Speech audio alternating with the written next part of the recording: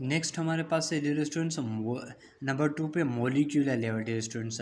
Molecular level में dear students हमारे पास जो होता है वो होता है मोलिक्यूल होता है।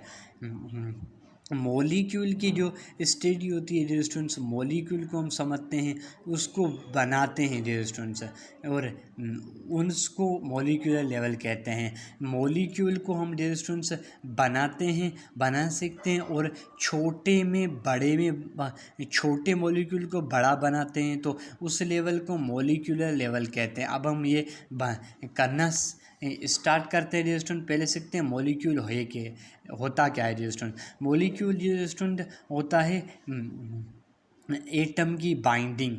जो हमारे पास एटम होता है उसके combination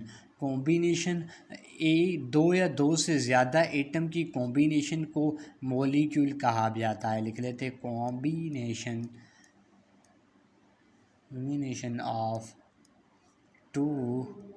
combination of two or more than two atom, two or more than two atom, atom की जो कॉम्बिनेशन होगी डियर स्टूडेंट्स, कॉम्बिनेशन उसको कहेंगे हम मॉलिक्यूल डियर स्टूडेंट्स। अब हम एक एग्जांपल देख लेते हैं। सपोज हमारे पास O2 एक एटम है डियर स्टूडेंट्स, O2। इसमें ये O2 भी दो एटम की कमी, फॉर सपोज यहाँ देख लेते हैं रिएक्शन करके कि ऑक्सीजन प्लस ऑक्सीजन हुआ हमारे पास, तो हमारे पास जो है वो एक ऑक्सीजन का एटम मिला दूसरे ऑक्सीजन के एटम से, तो ही हमारे पास ऑक्सीजन के दो एटम बने डियर स्टूडेंट्स। मॉलिक्यूल, एक मॉलिक्यूल दूसरा मॉलिक्यूल से जुड़ा तो हमारे पास ये एटम, एक एटम दूसरे एटम से जुड़ा तो दो एटम जुड़े, कॉम्बिनेशन दो या दो से ज़्यादा की एटम की कहते हैं। हम यहाँ एग्जांपल जो है फिगर बना के देख लेते हैं, एटम बना के देख लेते हैं। ये हमारे पास मैटर है जो एटम है डियर स्टूडेंट, जो पहले भी हम बना के डिस्कस कर चुके हैं डियर स्टूडेंट्स। सपोज हमारे पास ये जो है वो डियर स्टूडेंट्स, ये हमारे पास एटम है, ये एटम है, ये ओ मॉलिक्यूल है ऑक्सीजन, ये ओ मॉलिक्यूल डियर स्टूडेंट्स है। ये दो जुड़े तो हमारे पास जो है वो एटम, ये एटम जुड़ा तो हमारे पास जो है वो ये O2 बन गया, जो कि मॉलिक्यूल हो गया डियर स्टूडेंट्स।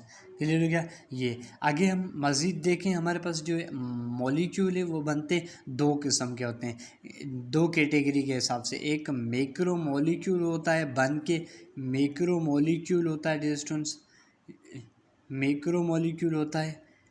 और हमारे पास जो है डियर स्टूडेंट्स माइक्रो मॉलिक्यूल होता है। इसके बाद हमारे पास मैक्रो मॉलिक्यूल बन जाता है डियर स्टूडेंट। वो कैसे?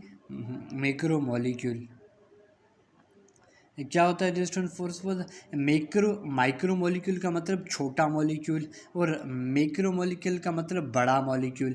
फॉर सपोज हमारे पास एक मॉलिक्यूल है amino acid dear students, amino acid, amino acid, amino acid हमारे पास मॉलिक्यूल है। ऐसे दूसरा अमीनो एसिड जुड़ा, तीसरा वगैरह अमीनो एसिड जुड़ा तो हमारे पास जो है वो प्रोटीन्स बन गया, जो कि मैक्रो मॉलिक्यूल है डियर स्टूडेंट्स।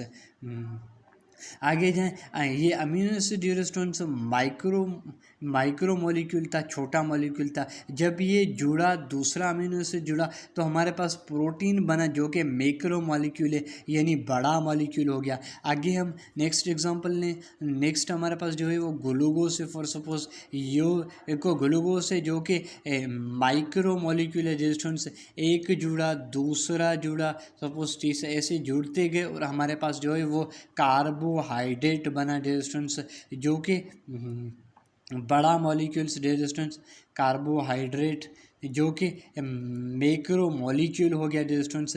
ये हमारा जो है वो बनने का तरीका है। हमारे पास मॉलिक्यूल था, मॉलिक्यूल लेवल इसी को ही कहते हैं जिसमें मॉलिक्यूल को समझा जाए और मॉलिक्यूल के बनाया जाए डियर स्टूडेंट्स। मज़ीद मॉलिक्यूल के बाद सेल बनते हैं। यहाँ मॉलिक्यूल क्या है और मॉलिक्यूल पहले माइक्रो मॉलिक्यूल होते हैं, फिर मैक्रो मॉलिक्यूल बनते हैं।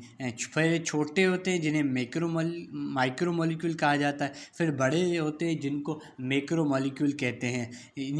इसी लेवल को मॉलिक्यूलर लेवल कहते हैं डियर स्टूडेंट्स।